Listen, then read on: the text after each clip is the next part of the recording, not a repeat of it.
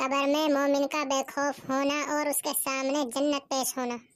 حضرت ابو ہریرہ رضی اللہ عنہ فرماتے ہیں کہ رسول اللہ صلی اللہ علیہ وسلم نے ارشاد فرمایا کہ بلا شبہ مردہ اپنی قبر میں پہنچ کر بے خوف اور با اطمینان بیٹھتا ہے۔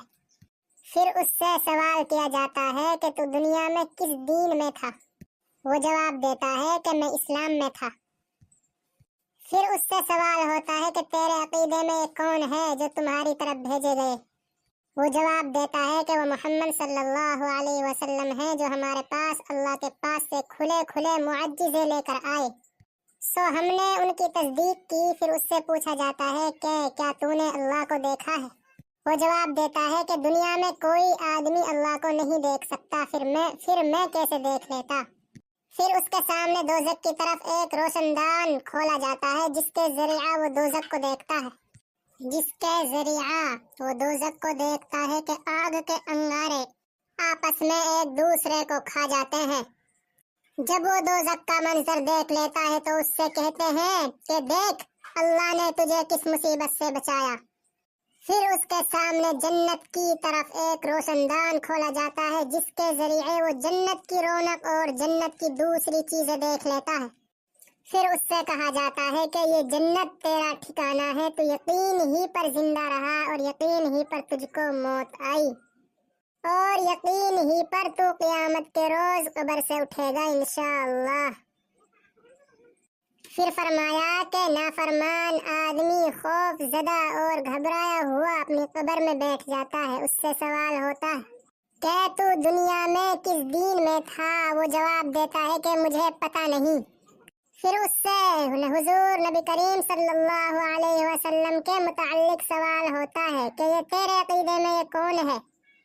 وہ کہتا ہے کہ اس بارے میں نے وہی کہا جو اور لوگوں نے کہا۔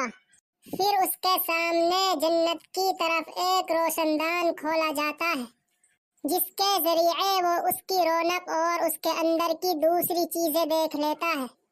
پھر اس سے کہا جاتا ہے کہ دیکھ تو نے خدا کی نافرمانی کی، خدا نے تجھے کس نعمت سے محروم کیا۔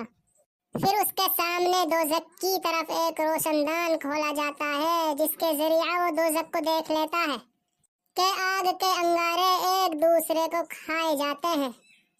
پھر اس سے کہا جاتا ہے کہ یہ تیرا ٹھکانہ ہے، تو شک ہی پر زندہ رہا اور شک ہی پر تجھے موت آئی اور انشاءاللہ قیامت کو بھی تو اسی شک پر اٹھے گا۔ مومن سے فرشتوں کا کہنا کہ دلہن کی طرح سو جا اور منافق اور کافر کو زمین میں پھینکنا۔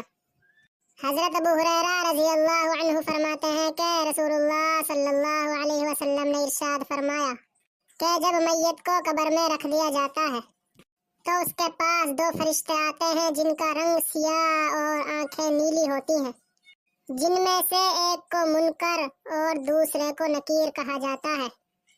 وہ دونوں اس سے پوچھتے ہیں کہ تو کیا کہتا ہے ان صاحب کے بارے میں جو تمہارے طرف بھیجے گئے؟ وہ اگر مومن ہے تو جواب دیتا ہے کہ وہ اللہ کے بندے اور اس کے رسول صلی اللہ علیہ وسلم ہے۔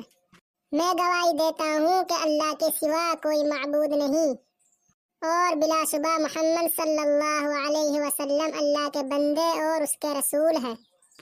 یہ سن کر وہ دونوں کہتے ہیں کہ ہم تو جانتے تھے کہ تو ایسا ہی جواب دے گا۔ پھر اس کی قبر 70 ہاتھ مربع کشادہ کر دی جاتی ہے، یعنی کھول دی جاتی ہے اور پھر منور کر دی جاتی ہے۔ پھر اس سے کہہ دیا جاتا ہے کہ اب تو سو جا۔ وہ کہتا ہے کہ میں تو اپنے گھر والوں کو اپنا حال بتانے کے لیے جاتا ہوں۔ وہ کہتے ہیں کہ یہاں آ کر جانے کا قانون نہیں ہے، تو سو جا جیسا کہ دلہن سوتی ہے جسے اس کے شوہر کے سوا کوئی نہیں اٹھا سکتا، لہٰذا وہ آرام سے قبر میں رہتا ہے یہاں تک کہ اللہ اسے قیامت کے روز اس جگہ سے اٹھائے گا۔ ان احادیث سے معلوم ہوا کہ ایمان والے عالم یعنی قبر میں مطمئن ہوں گے اور ان کے ہوش و حواس سالم رہیں گے، حتیٰ کہ ان کو نماز کا دھیان ہوگا اور فرشتوں کے سوال کا جواب دینے میں بے خوف ہوں گے، اور جب اپنا اچھا حال دیکھ لیں گے تو گھر والوں کو خوشخبری دینے کے لیے فرشتوں سے کہیں گے کہ میں ابھی نہیں سوتا، گھر والوں کو خبر کرنے جاتا ہوں، اور انتہائی خوشی میں اپنا انجام نذیر دیکھ کر فوراً ہی قیامت قائم ہونے کا سوال کریں گے تاکہ جلد سے جلد جنت میں پہنچیں۔ جس پر خداوند عالم کا کرم ہو اس کے ہوش و حواس باقی رہتے ہیں اور اس سے اللہ جل شانہ صحیح جواب دلاتے ہیں، جیسا کہ سورہ ابراہیم میں فرمایا، جس کا ترجمہ یہ ہے: ایمان والو، اللہ اس کی پکی بات یعنی کلمہ طیبہ سے دنیا و آخرت میں مضبوط رکھتا ہے۔